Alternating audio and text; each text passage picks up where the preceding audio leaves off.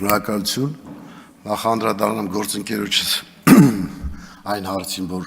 արդյոք պարոն Թունյանը օբյեկտիվ է թե չէ, ասեմ, որ չկա նման բան, պարոն Ավետիսյան,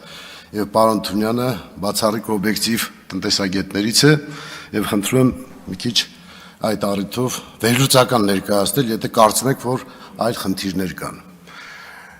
Երկրորդը շատ հեշտ է այս խնդիրները լուծել, եթե մենք պարզ նայենք հարցին, մենք խնդիր ունենք, որ քիչ խաղալը որ պետք է տեղեկանք ներկայացնեն եւ գրանցվեն այն մարդիկ, ովքեր ստանում են 1 միլիոն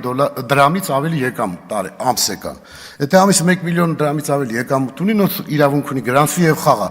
Դրանով մենք կավարտենք սոցիալապես անապահով խավերի այս խնդիրները, իսկ եթե մարդը հարուստ է, թող խաղա ինչքան ուզում է, մեզ հետաքրքրել չի, որ կպարտվի թե կհաղթի։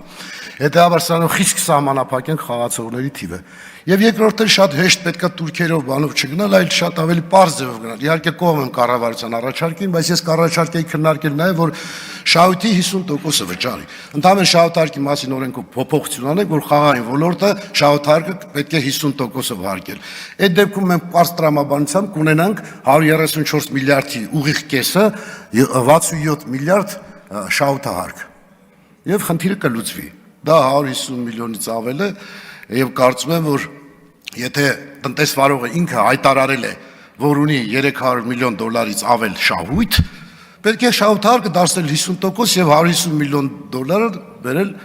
պետական բյուջե։ Հեշտ կարգավորելի խնդիր եմ, կարծում եմ, այդպես ավելի նաեւ արդարացի կլինի։ Այսքանը, շնորհակալություն։